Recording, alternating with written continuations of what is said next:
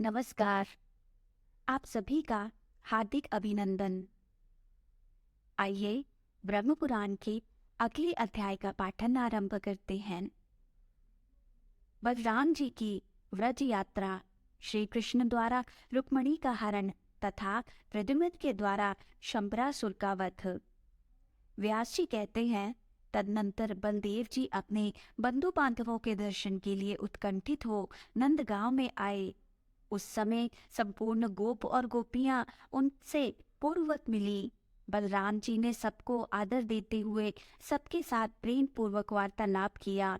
किन्हीं ने उनको हृदय से लगाया, कुछ लोगों का उन्होंने गाढ़ आलिंगन किया तथा कुछ गोप गोपियों के साथ बैठकर उन्होंने हास्य विनोद किया।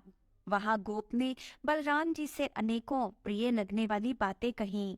कुछ गोपियां उन्हें देखकर प्रेमानंद में निमग्न हो गई तथा कुछ दूसरी गोपियों ने ईर्ष्यापूर्वक पूछा, चंचल प्रेम रस के आस्वादन में व्यग्र रहने वाले नागरी स्त्रियों के प्रियतम श्री कृष्ण तो सुख से हैं ना?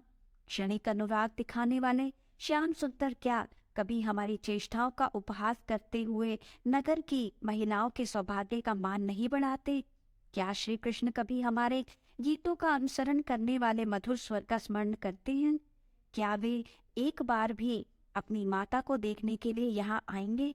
अथवा उनकी बात करने से हमें क्या लाभ? कोई दूसरी बात करो। यदि हमारे बिना उनका काम चल सकता है तो उनके बिना हमारा भी चल जाएगा। हमने उनके लिए पिता, माता, भ्राता, पति और बंधु बांधव किसको नहीं छोड़ दिया।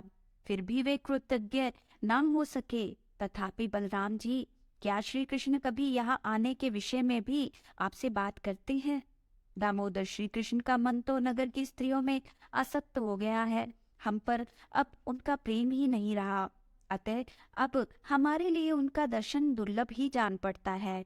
भगवान श्री कृष्ण ने गोपियों का चित्त आकृष्ट कर लिया था।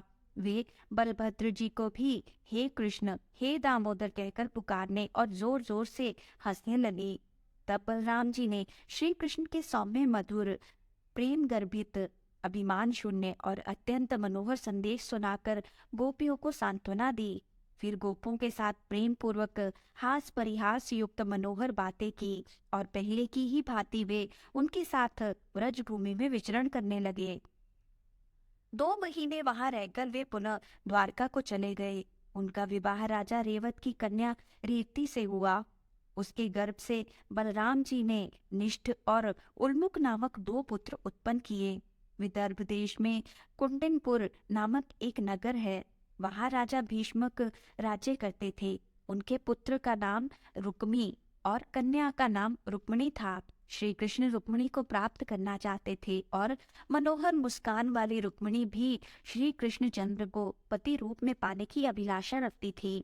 उन्होंने कुंडीन नरेश से रुक्मिणी के लिए प्रार्थना भी की, किंतु रुक्मी ने द्वेष व श्री कृष्ण की प्रार्थना ठुकरा दी। जरासंध की प्रेरणा से परम पराक्रमी राजा भीष्म ने रुक्मी के साथ मिलकर शिशुपाल को अपनी कन्या देने का निश्चय किया। शिशुपाल का विवाह संपन्न करने के लिए जरासंध आदि सभी प्रमुख राजा उसे साथ ले कुंडनपुर में गए। श्री कृष्ण भी बलभद्र आदि यादवों के साथ चैत्य नरेश का विवाह देखने के लिए वहां उपस्थित हुए। विवाह होने में 1 दिन की ही देर थी। इसी समय श्री हरि ने बलभद्र आदि बंधुजनों पर शत्रुओं के रोकने का भार रखकर राजकुमारी रुक्मिणी को हर लिया। इससे पौंड्रक, दंतवक्त्र, विदुरथ, शिशुपाल, जरासंध और शाल्व आदि राजा बहुत कुपित हुए। उन्होंने श्री कृष्ण को मार डालने की भारी चेष्टा की, किंतु बलराम आदि यादव वीरों ने सामना करके उन सबको परास्त कर दिया। तब रुक्मी ने यह प्रतिज्ञा करके कि मैं श्री कृष्ण को युद्ध में मारे बिना कुंडनपुर में प्रवेश नहीं करूंगा, श्री कृष्ण का पीछा किया। परंतु चक्रपाणी श्री कृष्ण ने हाथी, घोड़े, पैदल और रथों से युक्त रुक्मी की चतुरांगिनी सेना का वध करके उसे लीलापूर्वक जीत लिया और पृथ्वी पर गिरा दिया। इस प्रकार रुक्मी को जीतकर मधुसूदन ने रुक्मिणी के साथ विधि पूर्वक विवाह किया। रुक्मिणी के गर्भ से बलवान प्रद्युम्न का जन्म हुआ, जो कामदेव के अंश थे। जिन्हें जन्म के समय ही शंबरासुर ने हर लिया था और जिन्होंने बड़े होने पर शंबरासुर का वध किया था।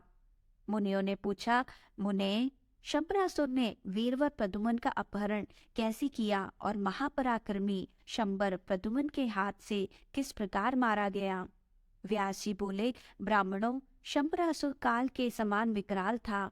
उसे यह बात मालूम हो गई थी कि श्री कृष्ण का पुत्र प्रद्युम्न मेरा वध करेगा। अतः उसने जन्म के छठे दिन ही प्रद्युम्न को सूतिका गृह से हर लिया और उन्हें ले जाकर समुद्र में फेंक दिया।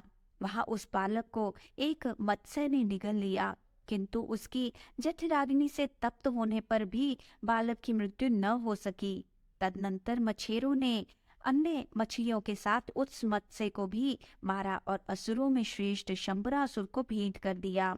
उसके घर में मायावती नाम की एक युवती गृह स्वामिनी थी।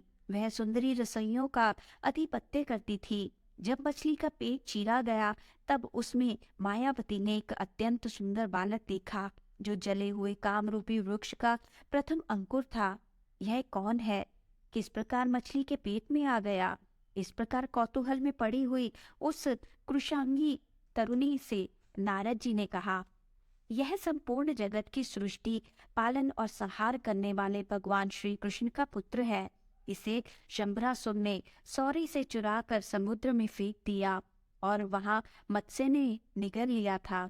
वही यह बालक है जो आज तुम्हारे हाथ आ गया।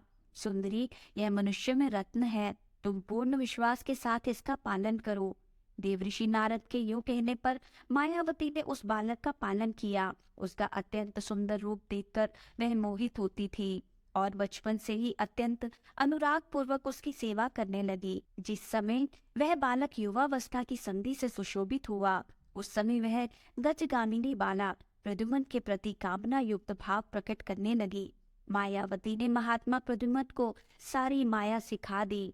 उसका मन उन्हीं में रमता था और उसके नेत्र सदा उन्हीं को निहारते रहते थे।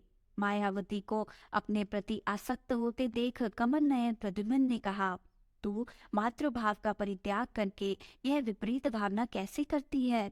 मायावती ने कहा, तुम मेरे नहीं, भगवान श्री कृष्ण के पुत्र हो। तुम्हें काल रूपी शंबर में चुराकर समुद्र में फेंक दिया था। तुम मुझे मछली के पेट से प्राप्त हुए हो। प्रिय, तुम्हारी पुत्र वत्सला माता आज भी तुम्हारे लिए रोती है। मायावती के यूं कहने पर महाबली प्रद्युम्न का चित्त क्रोध से व्याकुल हो उठा। उन्होंने शंबरासुर को युद्ध के लिए ललकारा और उसकी सारी दैत्य सेना का संहार करके सातों मायाओं को जीतकर उसके ऊपर आठवीं माया का प्रयोग किया। उस माया से प्रद्युम्न ने काल रूपी शंबर को मार डाला और आकाश मार्ग से उड़कर वे मायावती के साथ अपने पिता के नगर में आए। अंतपुर में उतरने पर मायावती सहित प्रद्युम्न को देखकर श्री कृष्ण की रानियां प्रसन्न हो अनेक प्रकार के संकल्प करने लगी। रुक्मणी की दृष्टि प्रद्युम्न की ओर से हटती ही नहीं थी।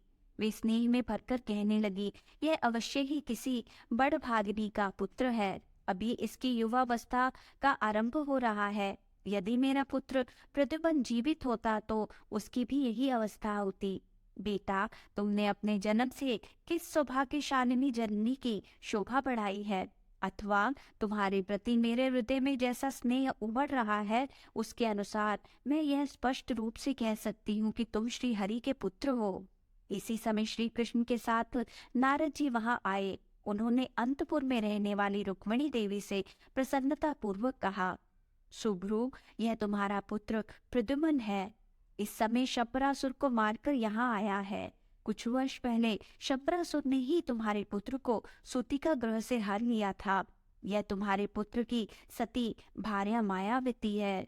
यह शंबरासुर की पत्नी नहीं है। इसका कारण सुनो। जब शंकर जी के कोप से कामदेव का नाश हो गया, तब उनके पुनर्जन्म की प्रतीक्षा करती हुई रति ने अपने मायामय रूप से शंबरासुर को मोहित किया। देवी, तुम्हारे पुत्र रूप में ये कामदेव ही अवतीर्ण हुए हैं और यह उन्हीं की पत्नी रति है। कल्याणी, यह तुम्हारी पुत्र वधू है। इसमें किसी प्रकार की विपरीत शंका ना करना। यह सुनकर रुक्मणी और श्री कृष्ण को बड़ा हर्ष हुआ। समस्त द्वारकापुरी धन्य धन्य कहने लगी। चिरकाल से खोए हुए पुत्र के साथ माता रुक्मणी का मिलन देख द्वारकापुरी के सब लोगों को बड़ा विस्मय हुआ। आज के इस सुंदर पाठन को यही विराम देते हैं और अगले अध्याय के पाठन के लिए आपके साथ फिर से जुड़ेंगे। आइए साथ मिलकर ब्रह्मा जी के इस पवित्र मंत्र से आज का समापन करते हैं। ओम ब्रह्मणे नमः। ओम ब्रह्मणे नमः। ओम ब्रह्मणे नमः। ओम ब्रह्मणे नमः। ओम ब्रह्मणे नमः। ओम ब्रह्मणे नमः। ओम ब्रह्मणे नमः। धन्यवाद।